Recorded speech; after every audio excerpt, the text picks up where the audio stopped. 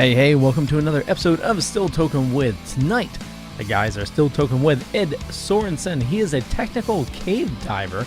He has some amazing stories on some incredible rescues that he did. So he's an underwater recovery expert, owner, and founder of Cave Adventures, and much, much more. This is simply an amazing episode you can't miss. Coming at you right now.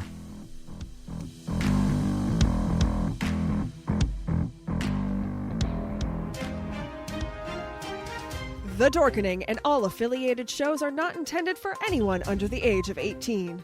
The following may contain discussions or scenes that have adult situations, graphic violence, nudity, strong sexual content, and graphic language. This show is intended for mature audiences only. Viewer discretion is advised.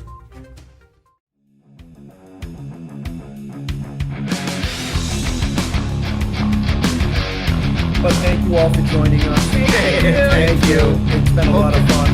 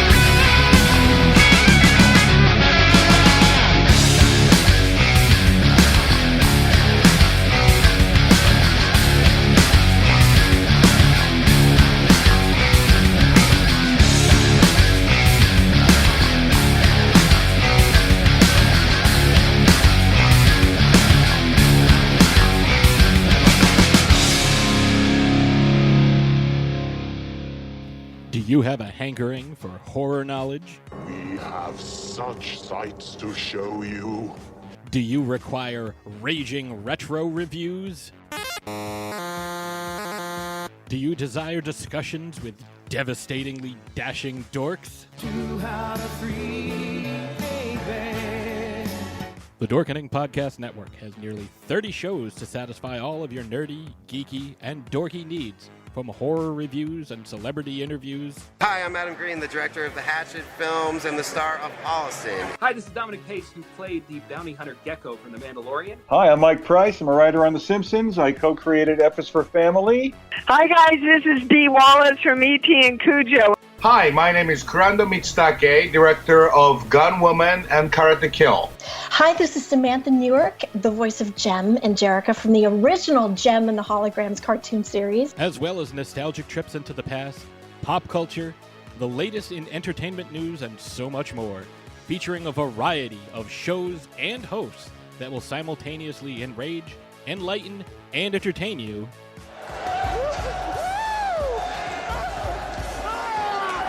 Check out the Dorkening Podcast Network.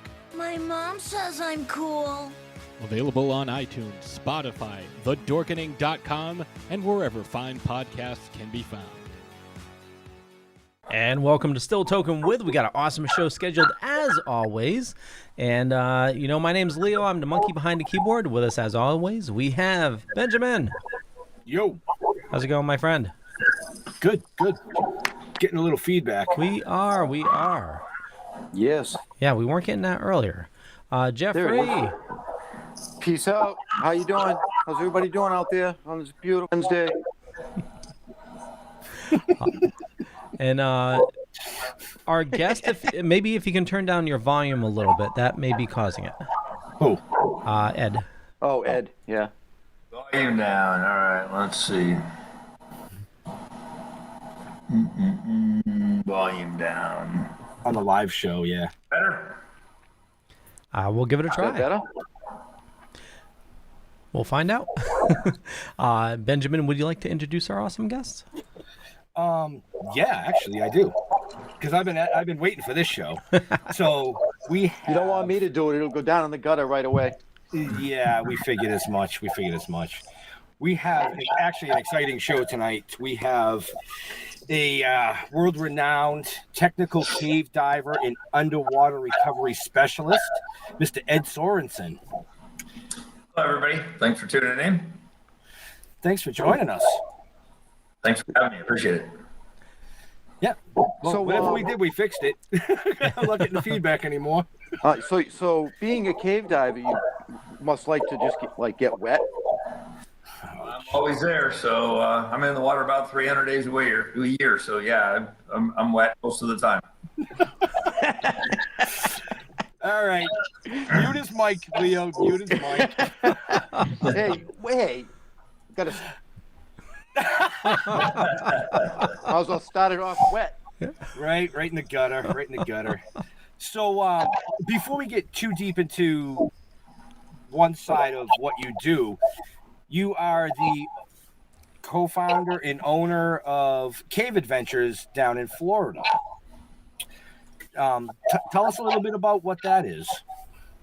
All right. Well, I moved to Florida 18 plus years ago, and the idea was just to retire and go cave diving every day. And there was, I'm right on a man-made lake that has 7 caves in it, and there was no place to get tanks filled without driving for 60, 70 miles.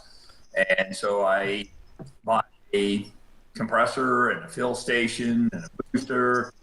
And I just sold several houses, and my excavation company moved down here. So my accountant said I needed tax write-off. So he said, dive shop. And I said, I don't want to run a dive shop.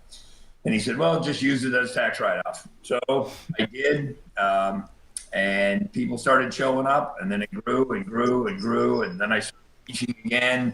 And of course, I've been a body recovery specialist. IUCRR was founded. I was one of the original founding divers. The rest is kind of history. People just seem to love coming here. And in fact, we just closed the doors to the shop, and a bunch of groups were just headed back north to their hometown. So that's a little bit about us. Awesome. We are getting some people saying there's still a little bit of feedback. Could you try lowering your volume a little bit, or do you have headphones? If not, I think we almost got it. Yeah, just drop the volume a little bit more. How's that? We'll give it a try. We'll see if it works. All right. And if not, I'm watching live over here, so I'm not getting much feedback. Yeah, I think we got it. Yeah. Fingers crossed. That's all good. Yeah. Show's not about them anyways. It's about us. No, I'm just kidding. No. So, you didn't dive all your life. What'd you do before you started diving, before you retired? I'm just curious. I had an excavation and construction company. So we basically dug ditches and built houses. So okay, cool. So similar to what we do. Yeah. Dig ditches and put bodies in, cover them up. So that's why you started diving. You started running out of room? Yeah, I found out that nobody'd go in the caves looking for them, so it was a good place to stash them. Joanna, Lady J wants to know, have you ever dived for pirate treasure? I never have. Not long ago, there was somebody that said that there was a sunken vessel not far from here that had gold on it, and they wanted me to go look for it. But no, I have not. There's a lot of that down in the Keys. I just never really have had the urge to go out and. Right. Yeah, plus there's probably a lot of legalities on that. And if you find gold, you got to pay taxes on it. I mean, who wants to deal with that? Well, plus the government wants their share, and there's lots of red tape and paperwork. And yeah, why would anybody want to find money? And it's salty water. So Right. These are our aquifer. That's fresh water. Wow, we got a bunch of viewers in here. We got some hi from Ireland. Nice. Welcome. Yeah. Georgia, yeah. Florida, nice. So we're bouncing. Love it. So for somebody that wants to get into cave diving, you have a site that you run. Is that correct? Yes, so we are a world-class dive shop. We teach. I teach classes from people from all over the world. A lot of students and instructor training for people in Germany, France, Australia. I mean, they come from all over. So I just finished several side mount rebreather classes for a bunch of people from the UK right before COVID pretty much shut down all the international travel. But yeah, we're busy pretty much year round. I teach everything from starting out with cave diving. There's basically 4 classes to get to be a cave diver. Yeah, cavern first. That's kind of like the picture behind Ben's head there. And then you go on to introduction to cave, or what people call cave apprentice, and then full cave. And then from there, they can go on to side note diving, DPD, or scooter diving. So we teach it all the way to I teach instructors and instructor trainers. Cave instructors. Excellent. Yeah. That's excellent. Yeah. So, Jeff, you want to do cave diving? Is that something that would interest you? No, actually, I tried to dive. I can't dive. I had surgery on my left ear when I was a little kid, and I can't take the pressure. Yeah, if you can't clear your ears, you're not going to be a diver. That's for sure. Yeah, I can't take the pressure. So, is what it is. Your wife tried diving at one point. Yeah. Tell her the story. That was funny. Yeah, so a buddy of mine came up to Maine, my summer place up there, and he brought all his diving equipment. He wanted, figured he'd dive in the lake. So he was with the buddy system or whatever. He was bringing people out. So he brings my wife out, and all I see is this in the top of the water. It's her ass. Right? 10 minutes. That was awesome. She jumps up. That was so great, so great. We went deep. I'm like, no, you didn't. You never even went under the water. Well, we got closer to the bottom. I'm like, no, he was bringing you closer to shore. The ground was coming up. The bottom was closer to you. Yeah, right. She had no idea. It was the funniest thing. Sorry, Ann, if you're watching. Yeah. But yeah, no, that was pretty funny. Yeah, it was. That was wicked funny. So, my dad was a diver in the Navy. Yeah, my dad was a diver. We used to do a lot of diving together, and then he kind of gave it up as he got older. And last 25 years now. But it's a great sport. If you like adventure and you like to see what's around the next corner, there's caves that are just colossal, right? 200 yards from my house, there's one of them. It's got a room called the Mother of All Great Water Tunnel. About 90 feet wide, 45 feet tall, and 1,000 feet long. So it's a pretty big room to swim through. Yeah, it's a big room. And then, I mean, people ask a lot of questions about cave diving. Some of the videos on Cave Adventures where I'm going through, there's one that, no, it's not a porno, but it's called 8 Inches of Fun. It's a video, and the cave is literally about that tall, and it's me coming through, and my head doesn't fit. My head's scraping on the rocks, and my face, the DSB, the mouthpiece of my rebreather, is plowing through the sand, and people think, oh man, how can you do that? How can you not be claustrophobic? And then some people think that's cave diving. That's just what I like to do, is small, tight exploration stuff. But some of these caves, there's one down in a cave called Camp Indian Springs. 747, and it's 250 feet wide by 500 feet long. So you can park 747 in there and still have room to swim around it with it. I mean, that's... So it goes from everything from super tight to super colossals. Yeah, I've dived some tight caves. Yep. I saw it. I saw that coming. I could see that one coming. You set him up for that one.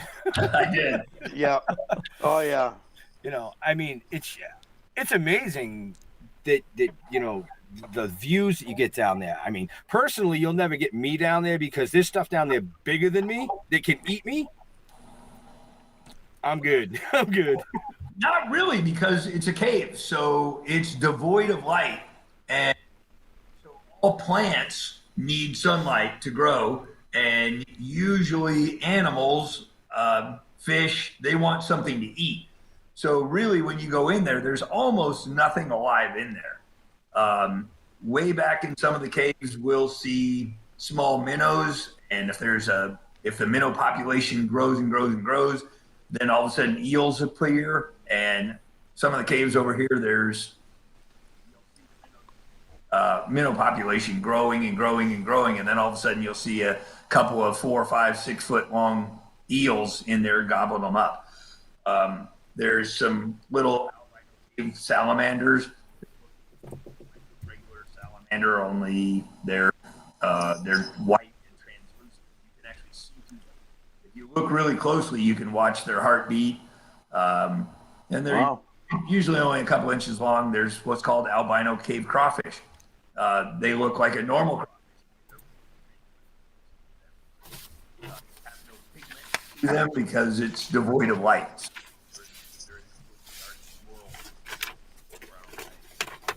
So there's usually nothing in there that can eat you. In fact, that's why I used to say I love cave diving, because there's no sharks in there. Oh, okay. I ran into a 6-foot bull shark in the Bahamas. So. Oh wow.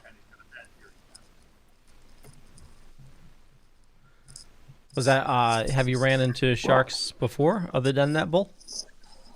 Not in a cave. So in that particular one, it was what's called a blue hole in the Bahamas, and that's where the aquifer or the fresh water is pouring out into the ocean, and it looks like. So this other team called Team Karst, they had asked me to join the team around 2004, and they thought they had these caves walled out, or in other words, they had run line as far as they could go, and then they heard that the reputation was, will fit, I'll go. So they wanted me to go down there and see if I could find anything more that they did. And that particular one, there happened to be a bull shark in there, which is rare because there's nothing to eat in there. And I scared the crap out of me like that. Yeah, I bet. Wow. Ben's watched too many movies. That's why he won't go down there. I'd love to go down there. I just can't dive. In movies, there's all kinds of creatures in there that'll eat you. Right. Oh, I'll go as long as I'm in the middle of the pack. You don't have to outswim the monster. Just outswim your friends. That's right. See? Not me. I can't do salt water. I'm too afraid of sharks. Nah. They won't eat you, Leo. You're not sweet enough. Yeah, he is. Oh, boy. So what was the scariest situation you've been in? That's tough. I get asked that a lot. There was a guy not long ago, his name's Stratus Koss, and he was writing a book called Close Calls. And he had contacted me and said, would you write a chapter for this book on a close call you had, maybe something where you almost died? And I said, I haven't had any close calls. And he said, you've been doing this for that many years. I've heard you have well over 10,000 dives, and you've never had a close call. I said, well, incidences, but I just called them another day. And he said, well, why don't you tell me about one or two of them, and let me decide if it's book worthy. So I started telling him the story, and he's like, oh, that's what I'm looking for. So I guess for most people, it probably would have been horrifying. But, for me, I've had that particular instance that's in the book. my buddy and I were back in a new section that we were exploring, 1,000 feet away from the opening. Do some really tight stuff, and the rocks happened to tear a gash in my wing. And the bladder of the wing floated out and got stuck between, it was probably only 10 feet. And it got stuck between the line that we have to follow out and the rock ceiling. And so I'm trapped, can't figure it out, and I can't reach behind me. So I'm yelling to Jason. I said, what's going on?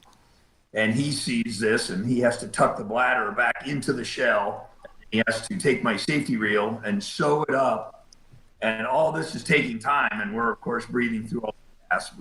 There was no side mount rebreathers at that time. So by the time we got this fixed and got to a place we could turn around, came back to our scooters so we can scooter 5,000 feet back to our next scooter and our next of gas.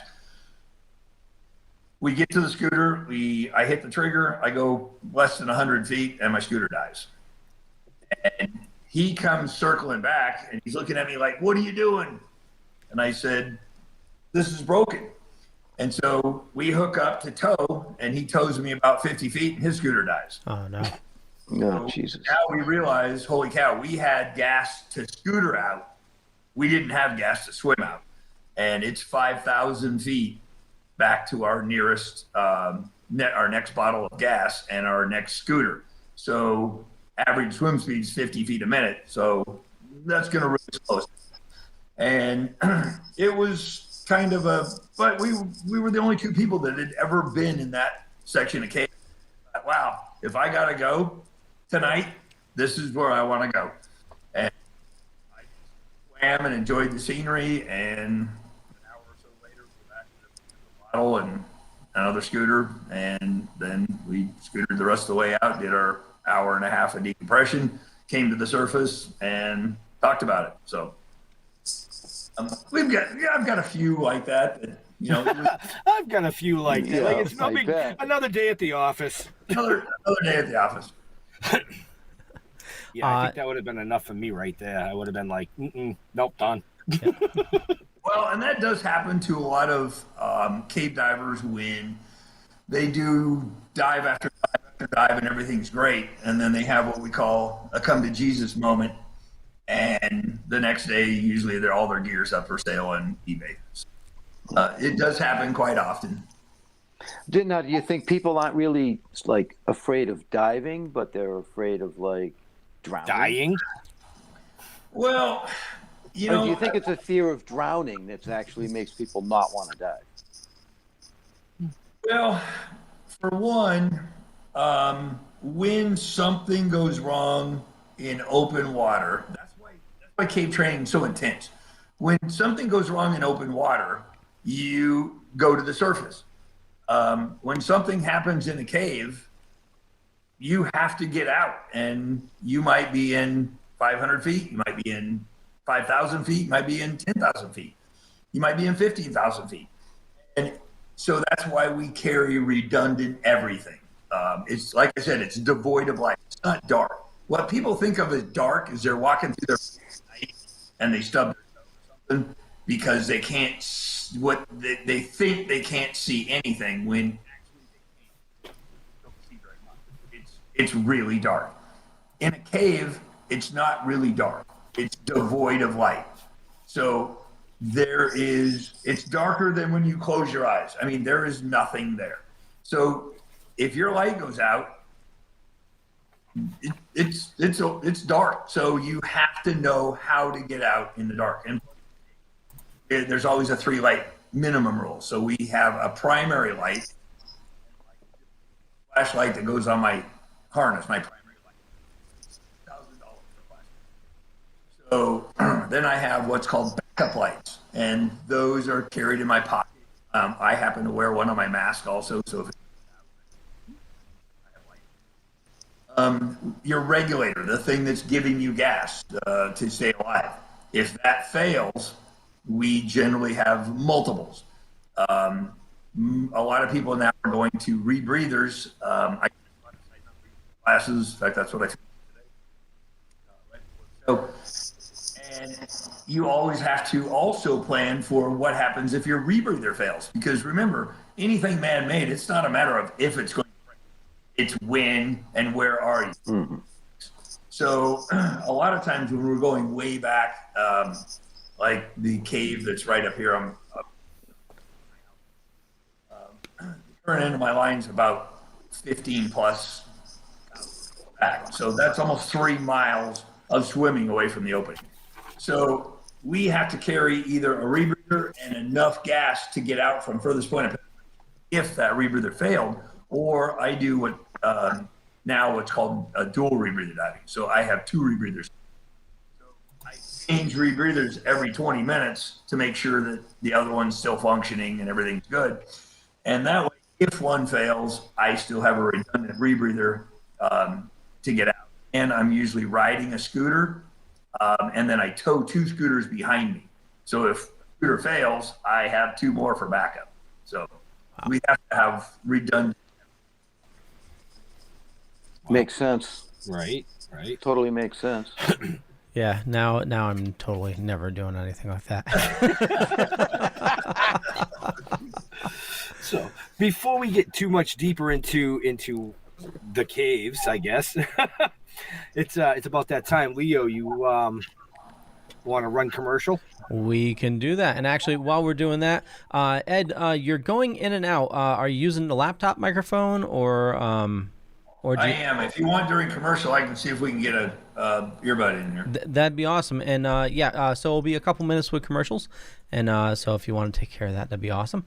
And get on that right now. Yeah, I want to thank everybody for watching. We got a bunch of information in the show notes down below or up above, depending on where you're watching or listening to us. If you want to check out Edd Sorenson, if you're interested in cave diving and want to book them for some classes, or shop, you need new gear, anything like that, or you just want to reach out to them. We got a bunch of information there, but we love supporting indie artists and indie businesses, and with that, we have Deadly Grounds Coffee. They're a sponsor of the Dorkening Podcast Network, best coffee in Connecticut, and here we go. Everyone thinks because you're a zombie, you don't know good coffee. Well, they're wrong. There's only one brew that gets my seal of approval. Deadly Grounds coffee is my guilty pleasure. The aroma is so intoxicating. It brings all of my neighbors out of the woodwork. Deadly Grounds coffee. Coffee to die for and zombie approved. It's good to get a little deadly. Use the front door! Oh, they're so disgusting. And Ben and Jeff have been working on a project. Here's a little sneak peek about it. What the fuck are we gonna do now? Get high.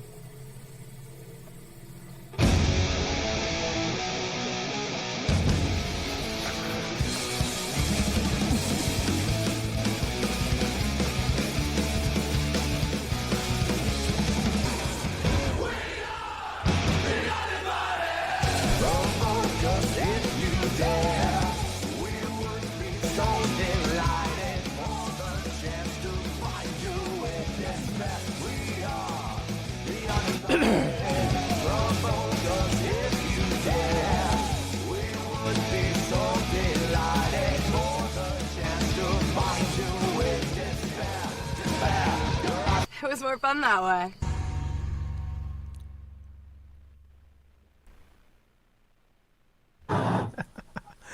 That's awesome. Right? Yeah. Ben, did you change your background? What?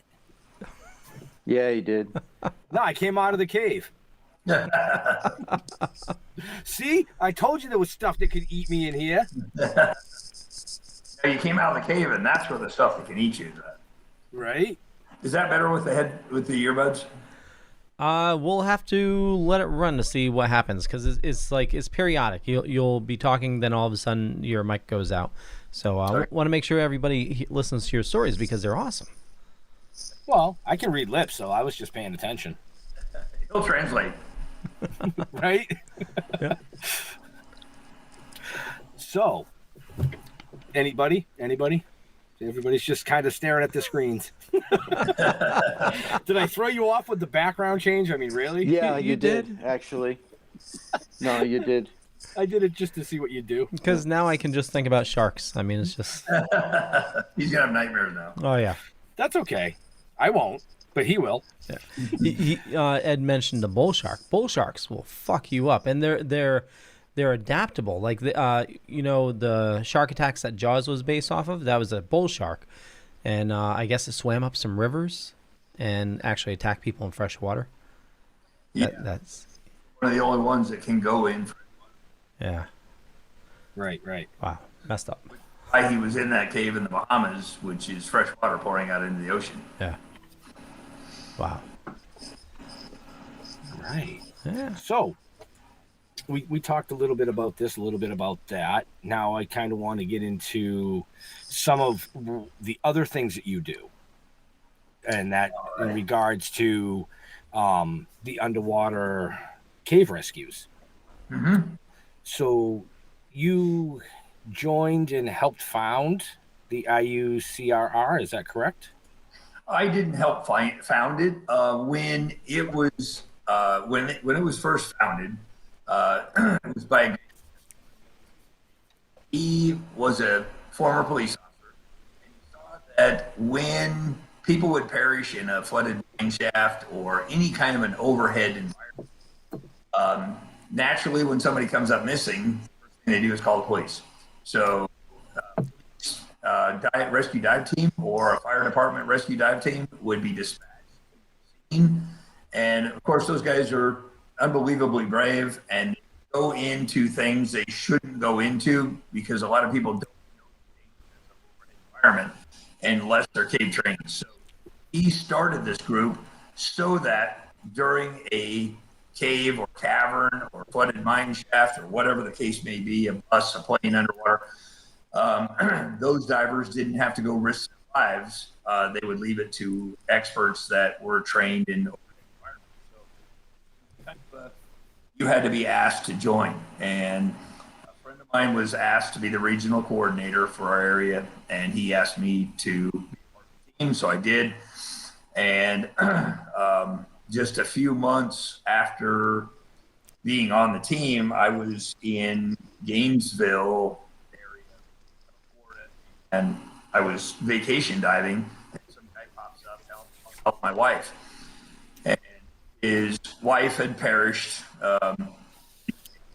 I was already in the water. I just hit the trigger on my scooter, went in, body recovery, and that's where it all started.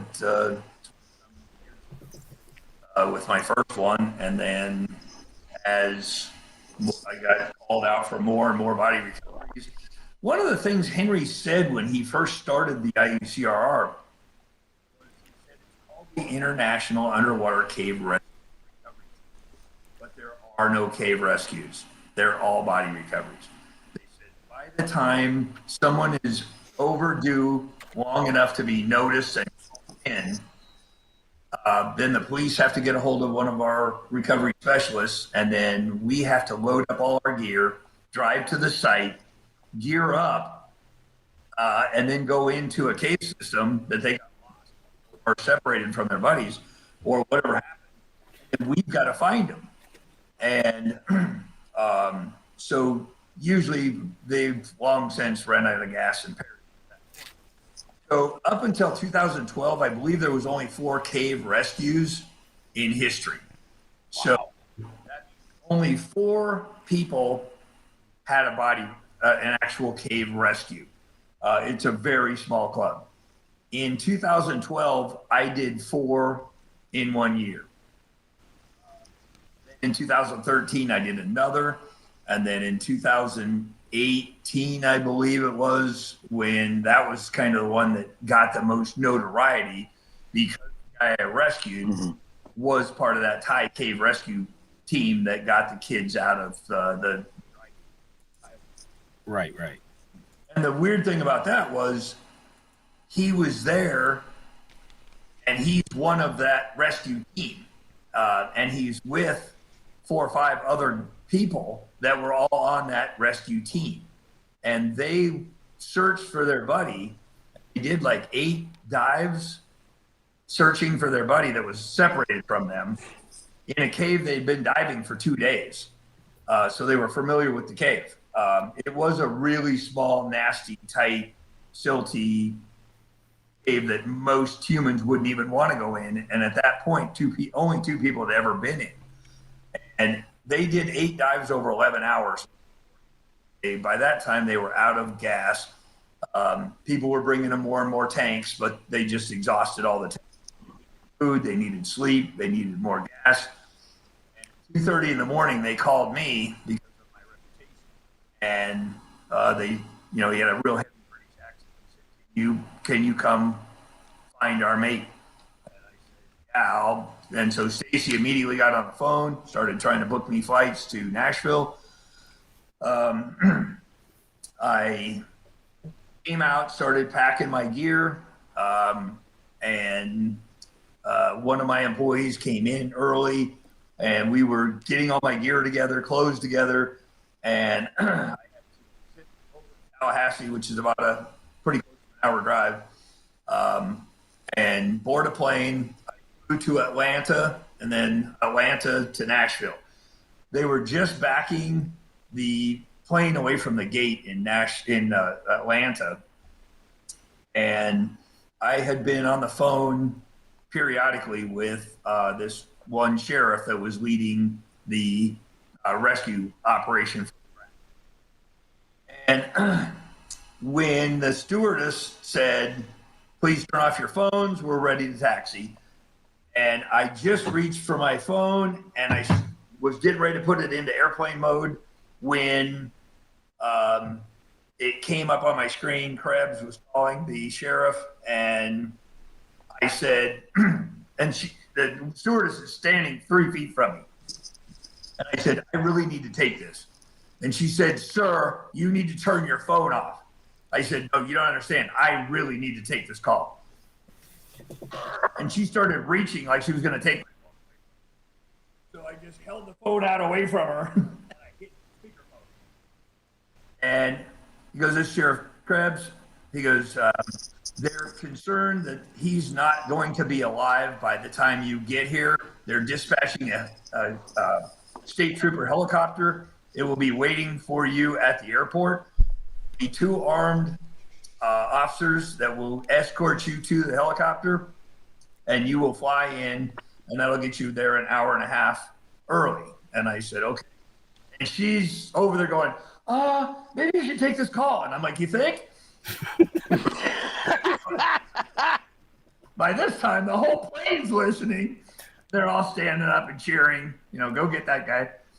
So we get to the airport, and they ask everybody to remain seated so I can get off the plane first. These guys are standing there, and they're grabbing my gear, and we're heading for baggage claim, and they're grabbing my gear off the plane. And we got lights and sirens going. They load me up, fly out into the mountains of Tennessee. And I had called a friend of mine who had just, normally I do all the body recoveries and rescues by myself. I don't want to worry about it. I had just gotten one, a double fatality in the Dominican Republic, like a month before that, maybe 2 months before. And this was so bad, they had 11 different experts trying to get these 2 bodies out. And it was so small and tight that they couldn't. And the guy that called me was the last expert, and he said, "Ed, I know you have a reputation for doing this stuff by yourself, but this is so small and it's 0 visibility, and you need to take somebody with you."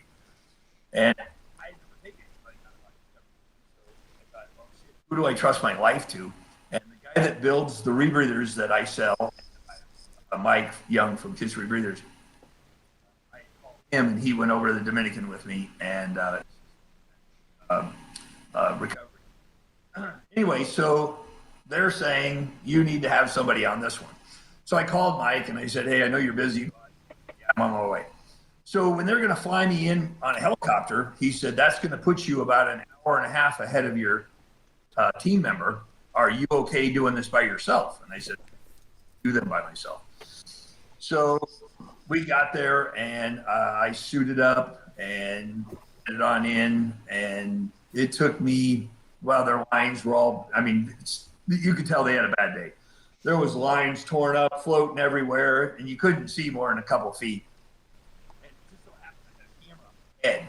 So I'm going in searching, and by this time, so much time has passed, I'm assuming I'm doing a body read.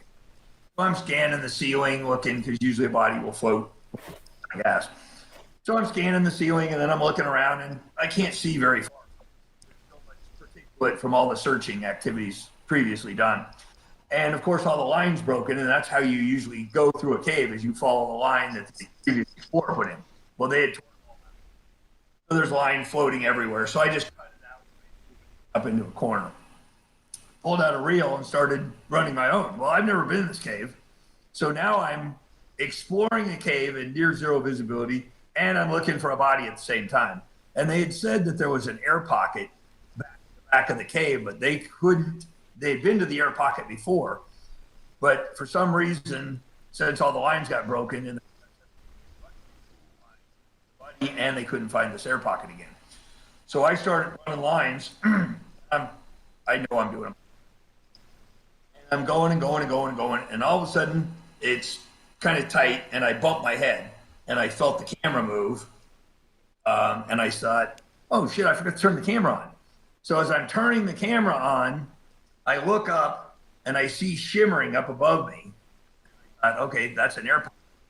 So I start going up, and as my face breaches the surface, I'm looking over at a dim headlight pointed at me. And this guy is just as calm as could be. And keep in mind, by this time, he's been up there for 27 hours. Oh, wow. And wow. So he's breathing all the oxygen out of this air pocket. And I don't know how much oxygen's left in there. I pop up, I'm looking at him, and I don't know who is more shocked, him or me, that he was still alive. And I was just like, and he looks at me and he goes, I'm going to get me. And probably the worst moment in a rescue is once somebody has gone into a near-death situation, they've gotten to a safe place. If you take them back into that environment and they freak out and panic, they're going to kill you too. And so I'm trying to keep it light, and I just took the on a rebreather, you have to close the DSV before you can pull it out of your mouth or you'll flood it. So I shut the DSV and I pull it out of my mouth and I said, well, thanks for being here. And he looks at me and he goes, because all he can see is a black hood and my mask and the part of my rebreather, and it says kids. And he said, who are you? And I shut it down again because I don't trust this gas, so I'm not breathing it. And I pull it out of my mouth and I go, I'm Edd Sorenson. Now, I've never met this guy in my life. And he goes, I was hoping it would be you. And I said, well, thanks. I said, how are you doing? Are you cold? Because the water's 54 degrees, 52 or 54, I can't remember. And he had gotten up on the shelf, so he was in this cold mud, but he had put his harness down in the mud, so he was sitting on that for some insulation. Because one of the concerns before I went in for the rescue, we were talking to Brian Krebs, the lead sheriff, and all the ground command center set up. And they were asking me, they had told the Brit divers when they came back to the scene in the morning, they had it all police bannered off, and there was probably 100 police officers and volunteer dry cave rescue people there. And they wouldn't let him in. And they said, no, this is our friend. We got to go in and get him. And he said, no, we're waiting for an expert out. And the guy said, is it Edd Sorenson? He said, yeah, do you know him? And he said, no, but if I was in there, that's who I'd want coming for me, which I thought was really nice. Well, so here I am talking to these guys, and they're expecting me to be this world-renowned expert. And the guy looks at me with this most serious of face, and he goes, all right, what's your plan? I said, I don't have one. And he's probably thinking, and you're our expert? Yep, that's how it works. He goes, whoa, what do you mean you don't have a plan? So I've been doing this for 25 years, and I said, no two of them have ever been the same. I said, so I don't make a plan. I go in, I see what I see, and I make decisions based on what I see. Mm-hmm. And he's like, okay, so are you going to run a line or are you going to use theirs? I said, and he's looking at me like, fuck, do you know anything? And I said, there again, if the line that's in there is intact and it's good, why would I take time to run my own line? I said, but if it's not, I have a reel here and I'll run my own line. He's like, okay, how long's your dive plan? I said, I don't know. And he's just like, okay, I'm about done with the I don't knows. Be confident. Tell me something. And I said, my suit heater broke last week, and this is really cold water, so I don't plan on being in there for more than 3.5 hours. And so I went in. Anyway, when I got to this guy, I wanted to keep it light. I didn't want him to panic. So I asked him how cold he was. He said he was good, that he had good insulation, and dry suit was doing a good job. And then I asked him, because hypothermia, if they can't aid in their own rescue, then it makes things really, really difficult. And then I asked him if he had any gas left. And he said that he had tried 3 self-rescues, and he had put his gear back on, gone back in, and tried to find his way out. Hours and hours had passed, hoping that the visibility would clear up and he'd be able to find his way out. And he said after the 3rd self-rescue, he said, if I tried it again, I wouldn't have had enough gas if somebody came for me. So I said, well, how much do you have? And he said, I have 50 bar in this tank and 100 bar in this tank. And I said, okay, that should be enough. Start with the fullest tank. If you run out of gas on that tank, you still have more in the other. I have 2 tanks on my side, and I'm on a rebreather, so I don't need them. I said, I have enough gas and a 7-foot long hose on this side. I said, I will get you out of here. The next thing is, the line is really precarious where I had to run it. And there was one spot where it took a sharp bend to the right. Tied off to a rock about the size of my thumb. So I'm giving him a play-by-play of exactly how we're going to get out of here. And I'm going to put him right behind me, and you're going to hang on to my calf. And I said, I need you. There's places where there's torn up lines or there's a couple of lines coming in here. I need you on mine. And I said, every time that there's a change in direction, I'm physically going to take your hand and put it where I need you to go. He just kept saying, okay. And I said, now on this sharp left turn, it's tied onto a rock the size of my thumb. I said, if you break that off, we're in a world of trouble. And I said, so I'm going to place you where I need you to go. He said, okay. And so the video was all over the news. And he just followed me out, and we're going along, and all of a sudden we get to the last little bit, which is the very first part coming in. And it's really low, and it's just this baby poop silt bottom where if you even, move your hand like that, it's just the visibility is going to go to 0. The lines run clear over to the left where it's really small. And I thought, if I go through first, he's going to be back in 0 visibility, and I don't want him to panic. So I actually got 4 or 5 feet away from the line, which is, you don't want to let go of that line. You don't want to lose that line. Just so he could have the visibility coming through that section. And that way I could watch him coming through there, and if he got wedged, I could reach in there and grab him. Once we got through that section, all of a sudden I started seeing sticks on the ground. That meant we had to be getting close to the opening. And then all of a sudden I could see a little bit of ambient light coming, so I knew we made it. We were out. And about that time, now there was hundreds of rescue dry cave rescue people. I think there was 3 counties of dry cave rescue people. There was 4 counties of sheriffs. There was state troopers. There was people everywhere. And since I told them I was going to be in there for 3.5 hours or so, it was the middle of the day. They all went over by the mobile command center, and they were eating. One guy, they left one guy. It's just a mountainside, and there's a little hole in the side of the mountain with water coming. And they left one guy to watch the hole. And all of a sudden, it's only been like 50 minutes, and he sees my light. And I'm just starting to come up, and I can hear, it sounds like he's really depressed. He goes, I think he's done already.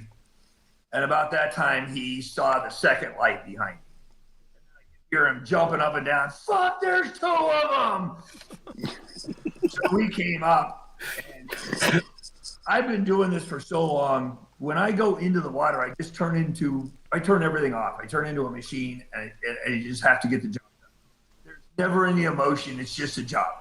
When I came out of the water, if you've ever seen the video, you just see me go, fuck yes. And it was just so emotional that 27 hours and these guys searching for him, and I got him out of there. So as soon as we pop up, he gives me a big hug. The rescue guys are all swarming in, and they started helping him get his stuff. And one of my buddies, who's a Apache helicopter instructor, he lives up in Tennessee, close to there, and he's a fellow diver friend of mine. And he was standing there, and I'm right about level with his feet. And he kind of looks around, and they're all over helping this guy. And he turns around, he looks at me, and he goes, 45 minutes, really, Ed? Couldn't you have made this look difficult? So that was probably one of the more memorable ones, and it's been on about every news channel on the English. It was probably the only one that I ever got emotional afterwards. It was right. Quite emotional. Wow. It's actually impressive. I have anxiety just listening to that. I was captivated by that story. I mean, I didn't even want to break in and ask a question. I was like, what?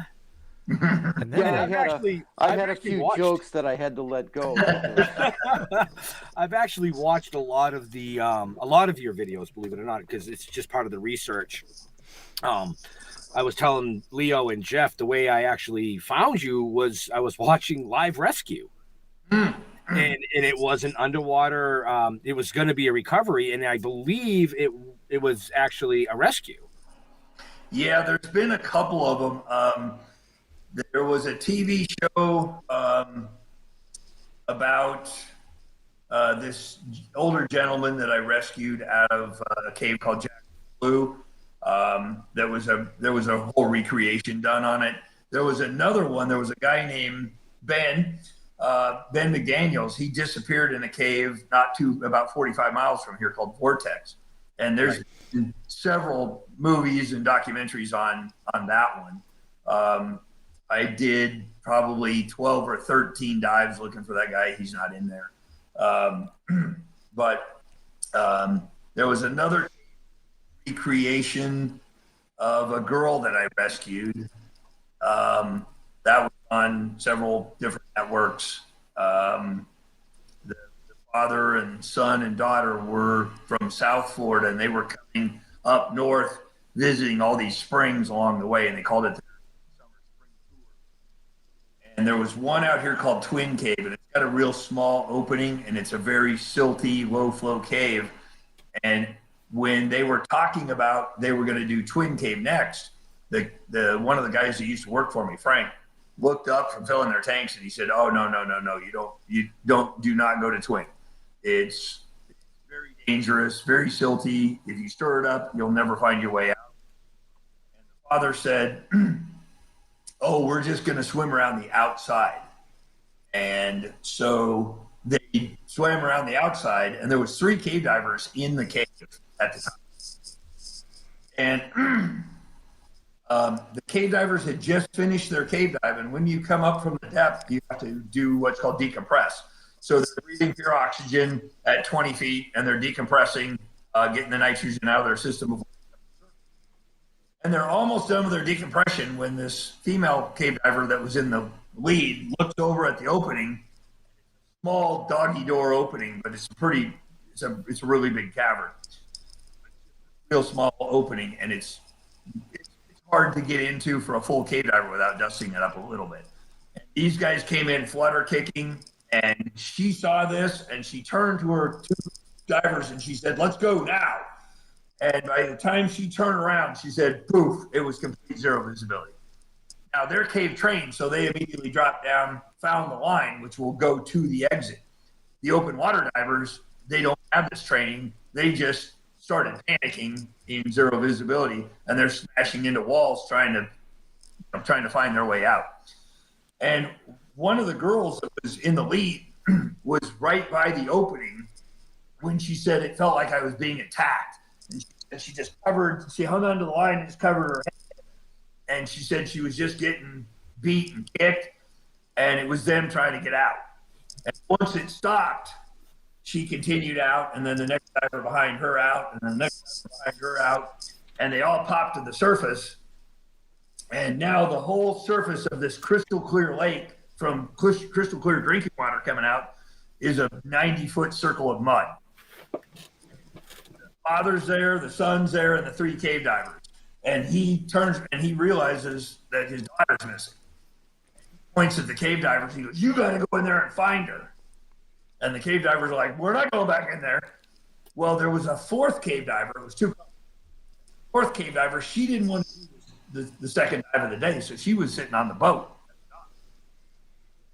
reading a book. And she hears all this commotion, and she looks down. She goes, "Is someone missing?" And the dad's screaming, and the son's panicking and crying, and the dad tries to go back in. But now he can't even find the opening to the cave. Muddy and zero visibility. So the girl on the boat, instead of calling 911, she actually called the shop, and we're 500 yards away. So when the call came in, I was actually up at the head spring of this man-made lake, I was getting ready to teach a class. When the call came in, I told my students, "Class is over, I gotta go." And so I haul ass home, and it's less than a mile. I'm doing 100 miles an hour down the road, and my guys are getting the boat ready to go at the dock. And so as soon as I back down the driveway, they're putting all the gear in the quad. They zoom down, and I'm starting to help load the quad to take it down to the boat. And Frank looks at me and he goes, "Just put your suit on. I'll get everything else." So he gets all my gear on the boat. I'm putting my dry suit on. He's driving as fast as he can drive. After I get my suit on, I start suiting up.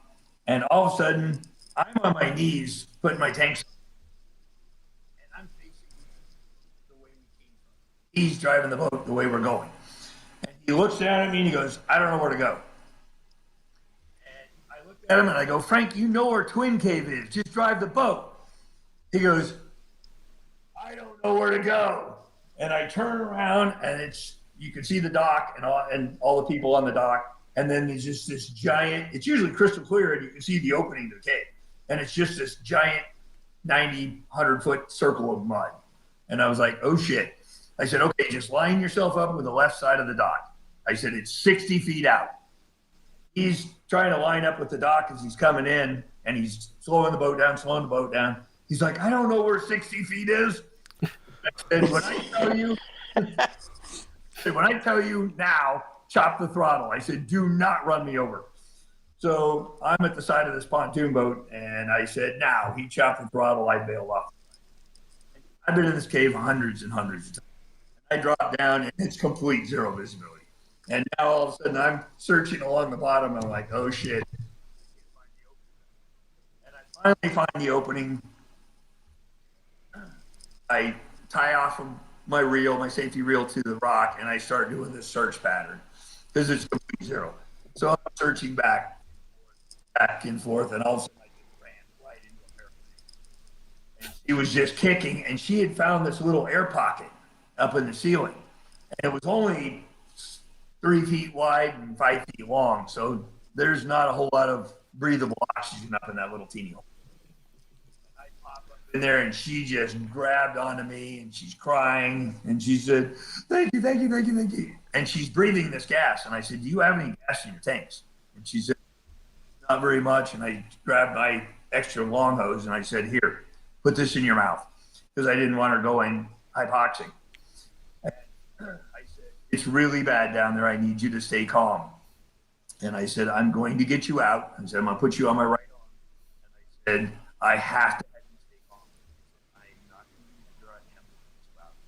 So she grabbed onto my arm and I said, "You ready? Close your eyes because this is going to be bad." And off we went. And pretty soon I had her out and we got to the surface. And she just started grabbing a hold of me and I towed her to the surface. And right about the time I got to the stairs of the dock and Frank started helping her get off. Here comes the sheriff's dive team boat. And the Lieutenant Mike Hodges, that was,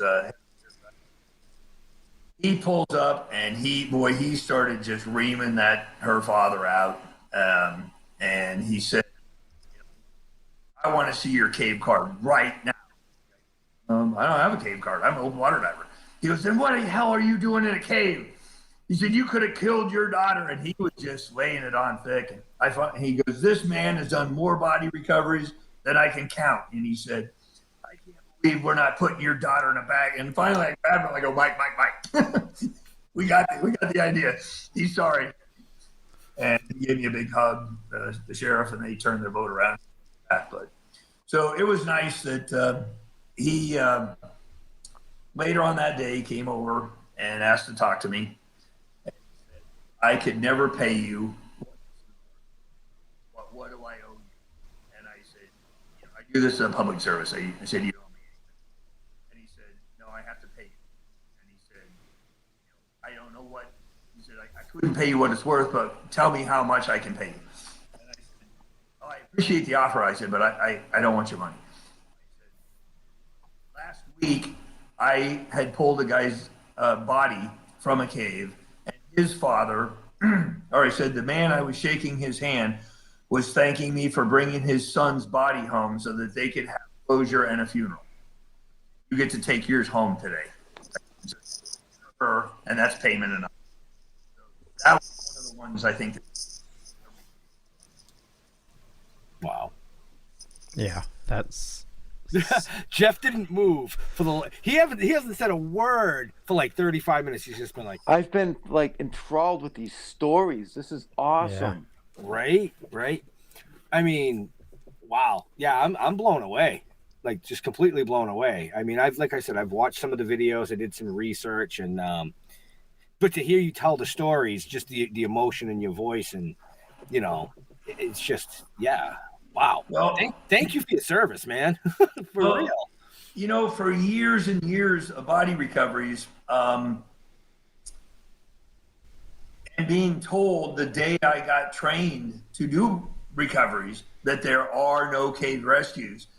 When something like this happens and I actually get to send somebody home and not in a body bag, it's an amazing moment. It really is because the family members and the people on shore know that they're just waiting for closure. They're waiting to see their son or their daughter's body brought back, and the emotion goes out and they start crying. But they at least have closure. Their family members at least back and not missing. But to be able to bring one out alive, I think. One of the first ones was actually a cave instructor, had two students in the cave for a class.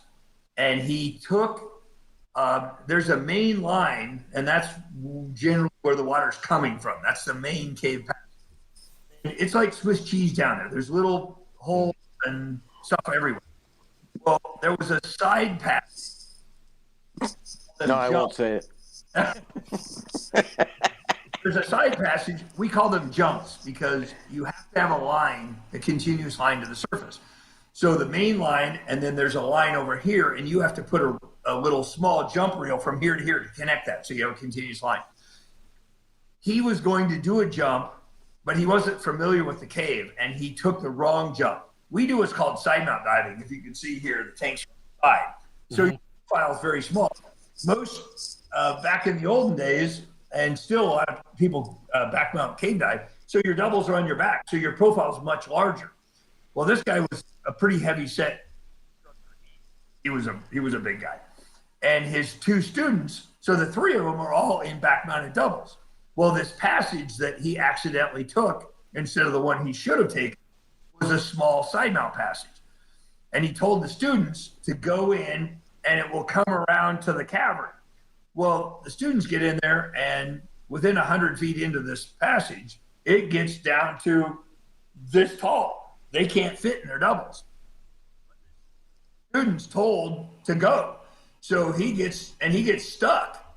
And now as he's kicking and squirming and wiggling to try and get through this restriction, he was told to go, he's just blowing out the visibility. Now his buddy is actually reaching out and touching his leg as this guy's kicking and stirring it up. Doing the instructor is now getting silted out, and he doesn't know what the heck's going on. Up to them when the guy pops through the restriction. Then his buddy's at the restriction stuck now. He's kicking, and he pops through. Well, the instructor's too big. He can't fit. What do? You can't follow your students in. He doesn't know where it goes. So he turns around in a panic and leaves the cave. He left his students in there to die. So now they're in this passage. They've got a little bit of visibility, but it's going away rapidly. And then they get to the next restriction, and they're fighting, and it's just it's making a huge mess. And this is going on and on and on. These guys are struggling for their life, and this sediment is going everywhere, and it just stays suspended in the water, and the visibility is getting worse and worse. Where they're at, it's zero viz. It's. I happen to be on land. And I was getting ready to gear up for one of my classes. One of the kids that worked for me, he was only, I think, 17 years old. You have to be 18 years old to start cave diving, but I got a waiver to start him early. So he's going to shadow my class for some extra time before his next class. And he's already halfway through the process. And all of a sudden, I'm still in street class. Students about what we're going to do, and then we're going to gear up and get in the water. And all of a sudden I hear this, help, help, help, help. And I look over towards the water, and I see this guy standing there. I know who he is. I knew he had two students. And he's screaming, help, help, help. So I start running over there, and I'm throwing keys and phones out of my pocket because I figure I'm going to have to jump in because I don't see a student. So I'm figuring they're there in the water. I'm going to have to get them out and do CPR, mouth them out. And I yelled to Jay, call 911. And as I get down in the water, his name was Ed also. And I look at him, I go, Ed, where's your students? Oh, fuck, they're dead. I go, what? He goes, they're dead. They're going to die. I go, well, are they dead or are they going to die? And he goes, oh, don't let them die. So I yelled at Jay, and I said, tell the body recovery divers on scene. I said, get my shit in the water now. So Jay starts putting my regulators on my tanks and getting everything to the water. I run back to the table, start putting my dry suit on. And I get back to the water. This time there's, 20 minutes has passed, and the EMS and the sheriff are right down the street. So they were already rolling in. Plus, even though when he called 911, he told them the body recovery divers on scene, they immediately call our shop. Stacy's pulling in, and I'm in the water, and I'm clipping off my tanks, getting ready to go in. And I keep telling him, Ed, where are your students? I don't know, they're going to die. And I finally I'm done suiting up, and I grabbed him. I started shaking him. I go, Jesus, Ed, get a hold of yourself. I said, where are your students? He's like, and he's just blubbering. He's like, I don't know, they're going to die. And I just shook him again. I go, where are they? There was a jump line. I go, okay, that's all I need. And I took off. And he was such a mess. Stacy actually waded out into the water in her street clothes and started hugging him. And he's just blubbering, they're going to die, they're going to die, they're going to die. And Stacy said, Ed's the best there is at this. He knows this cave like the back of his hand. If they're still alive, he'll find them. He'll get them out.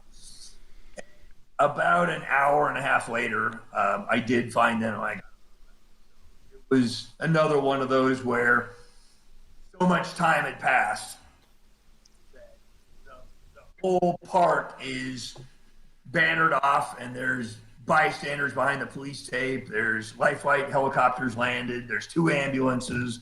There's sheriff's department everywhere. There's fire department everywhere. They got body bags stretched out, stretchers out, and I bring these 2 guys up alive. And, you know, everybody on the shore. It was, you know, that was probably, I think that was either the first or the second rescue that year. So you gained 2 more students after that, I take it.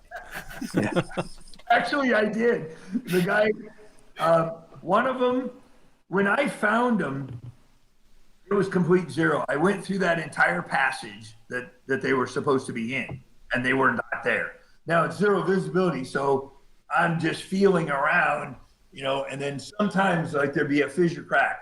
And if you got up high enough, there would be some clear water up there. You could see maybe a foot or 2.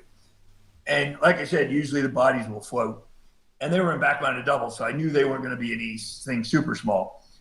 But I'd gone through the entire passage and I couldn't find them.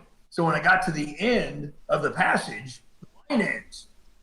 So I hooked on the safety reel and I started doing a search pattern.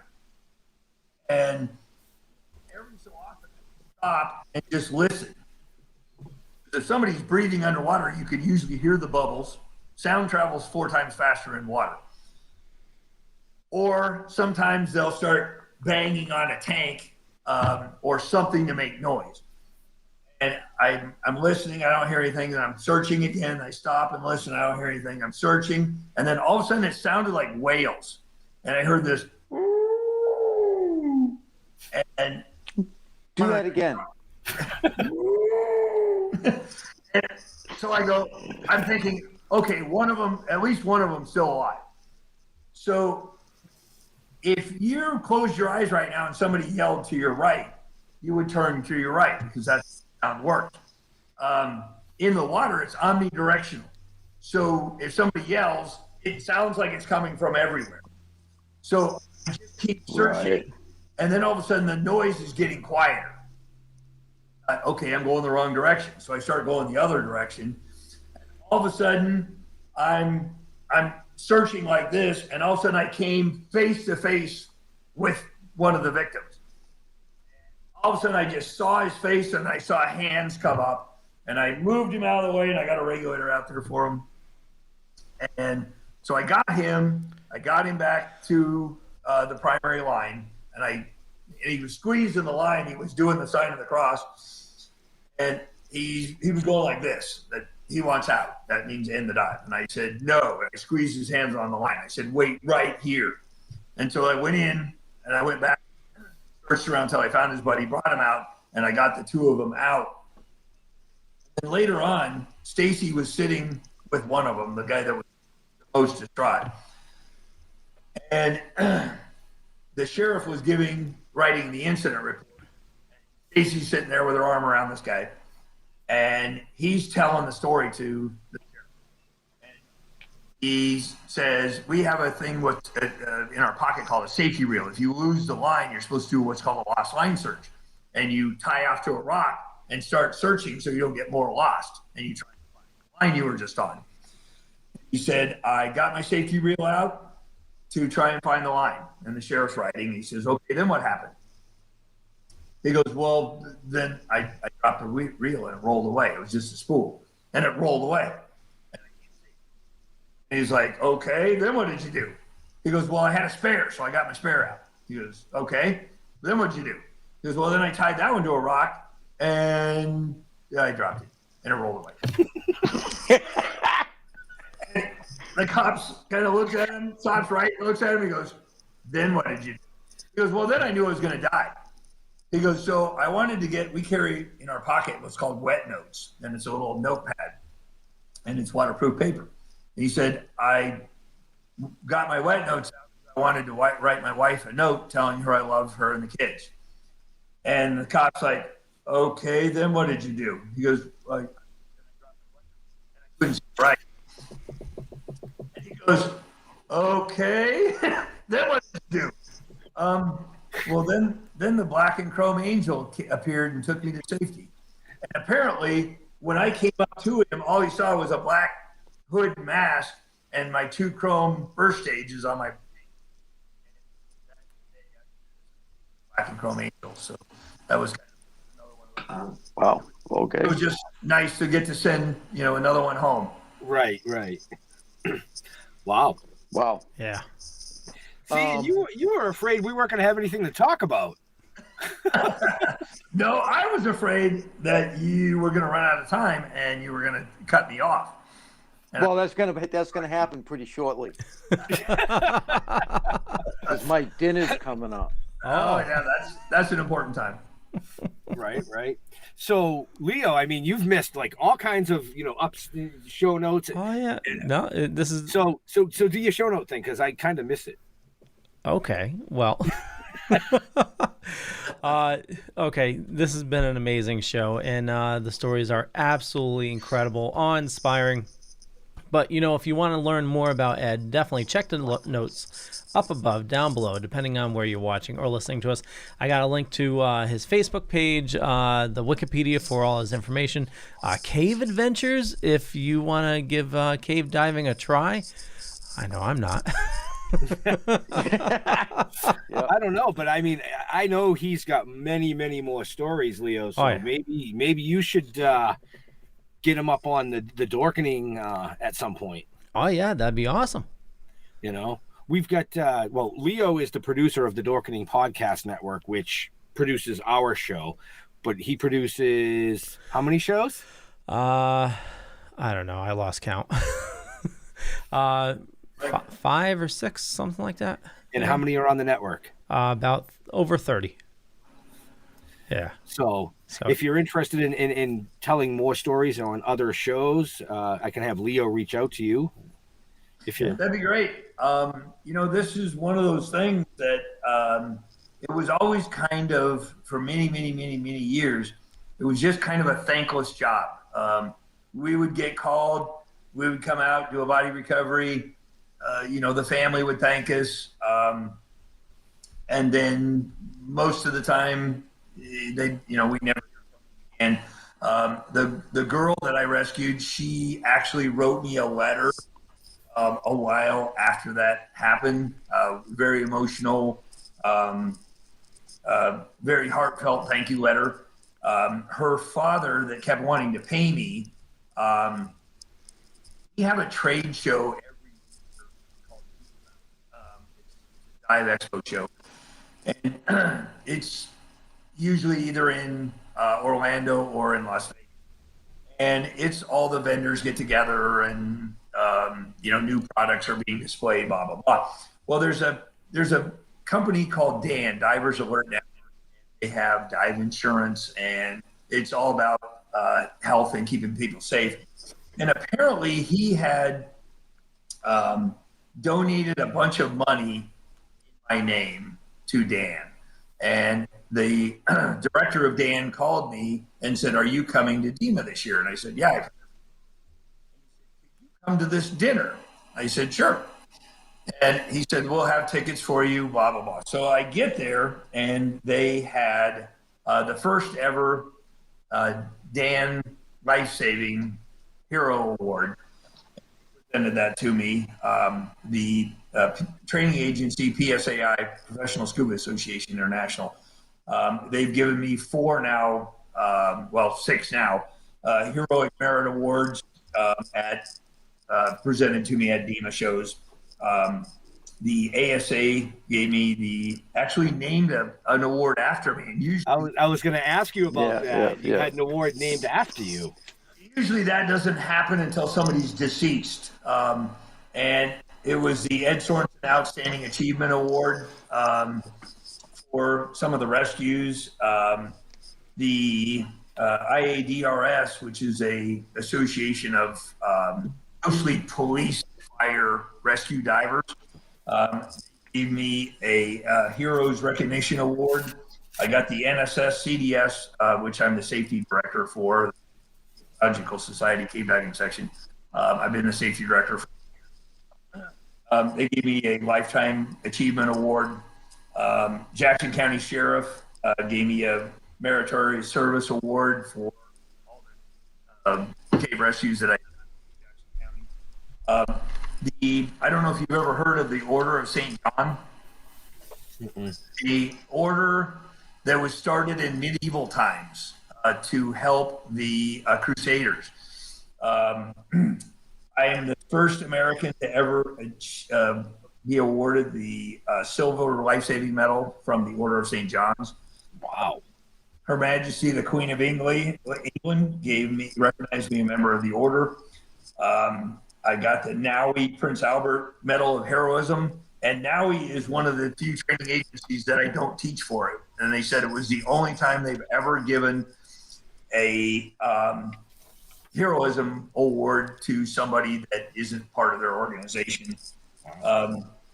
PSAI the last year gave me an individual world record in cave diving, rescue, and recovery award. Congressman Neil Dunn had actually brought up a story about me after the Tennessee cave rescue on the House floor. And somebody sent me a news clip, video of him addressing me to the House of Congress. Wow. He actually sent the House minutes with everything that he said presented to me, which was really cool. And Congressman Neil Dunn actually came to our little teeny town of Marianna, Florida, and had a dinner here and had me speak, and he gave me this award and challenge coins, which was really cool. I heard a paper turn, so he had all those written down. Well, yeah, I was going to say. There's so many. No, I want to say that I have two movies in my head right now. Right? A horror movie called The Cave Dweller. I don't think I've seen that one. I know there's one called The Cave. And a superhero movie called Underwater Man. Underwater Man. The story of Edd Sorenson. I could really see somebody picking that up as a legit movie. Man. I mean, you've accomplished so much, and you were naming all the awards, and I'm looking at your Wikipedia and all the notes that I got, and I'm like, well, somebody has to update his profile because they're not all on here. It was probably 7 or 8 years ago when somebody said something about Wikipedia. Your Wikipedia page, and I said, why would I have a Wikipedia page? And he sent me a link to it, and I was like, oh, you. Yeah. What the fuck is a Wikipedia? That's so if you ever want to find out something about individuals, I guess. I don't know. I didn't even know I had one. But wonder if I have a Wikipedia page. Think I got a Wikipedia page? I don't. Yet. No. You don't even have a picture on IMDb yet. You'll be all right. Yeah, no, I don't, because I don't want to give them money. Fuck them. Right? But yeah, you that's amazing. I mean, I knew that you had medals and you've won awards, and I was going to touch briefly on that. I want people that are watching us and listening to this later on, I want them to actually research and find you and watch your stories, and if nothing else, bring you up and chat with you. I mean, this has been one of the funnest shows. No, this has been awesome. Great show. I gotta pee. Oh, I guess that's our hint. And that's a wrap. So Leo, for season 3, it's gonna Jeff's intro is gonna be I gotta eat and I gotta pee. Yep. Well, I gotta do both, but not at the same time. But no, you know, like Leo said earlier, if you want to find out more about Edd Sorenson or cave adventures or the countless awards or underwater recovery / rescues that he's performed, it's Google, folks. It's Google. It's that simple.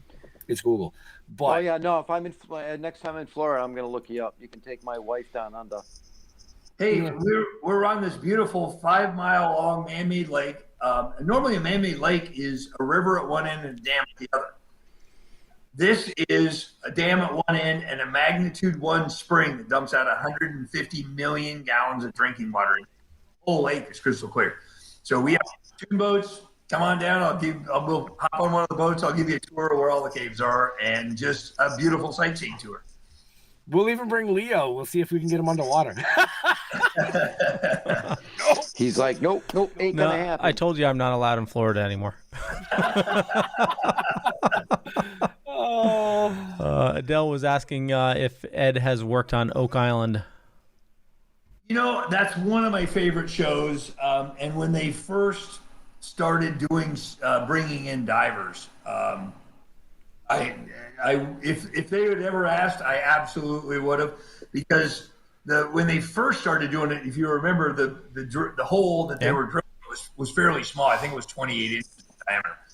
And I actually got called out to find a broken drill bit in a casing that was 26 inches in diameter in zero visibility water. So Stacy's like, "Oh, you should do that. You've been in shit smaller than that." So no, I wish they would have called me. I would have loved to have been on the show. I watch it. I have them taped so I could watch it. Yeah. Well, it looks like they're getting really close to the what is it? The Tupper shaft, the first shaft. So chances are they'll need a diver again. So it's So there you go. Yeah. I'm ready and willing. Producers of Oak Island. Ed's available. Yeah.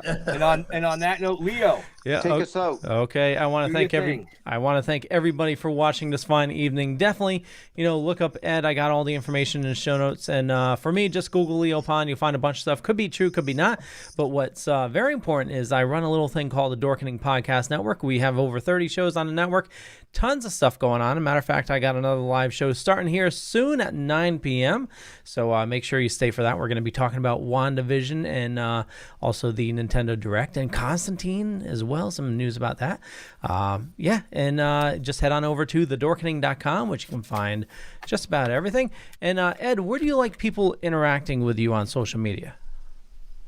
Sure. People can go to my page, Edd Sorenson, and as it's up on the page, it's Ed with 2 D's, EDD, Sorenson. So I have my Facebook page, and then I also have the Cave Adventure Facebook page. So absolutely pop in and say hi. Okay. Jeffrey. Awesome show. Ed, inspiring, man. I don't know how you can go down for that long. He's got breathing apparatus. Yeah, breathing apparatus. That's it. That's what you need. And tanks on the side. That's right. I got it. Yeah, don't Google me. You don't want to do that. Stilltoken.com. My Facebook page. That's where I'll be. I don't do any of that other shit. Okay.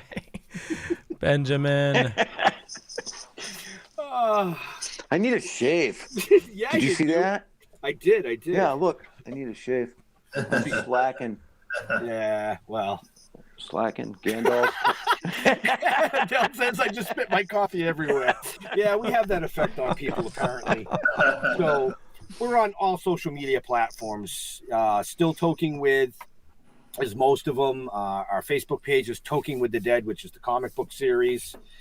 We want to thank Ed for being here tonight. I mean, this story was one that I was really looking forward to. It wasn't a story. It was stories. That's what made it so cool. It was the story of Edd Sorenson and his stories. In stories. Hey, I thought you had to pee. I do. But then let me wrap it up so I can let you go pee. So, yeah, like Jeff said, stilltoking.com. Definitely reach out, learn more about Ed and everything he's accomplished and things he's done. To all our veterans and first responders, we want to thank you for doing what you do every day so people like us can come up here and do what we do every day. We'll see you next week. We're out of here. Thank you. Bye. Thanks for having me.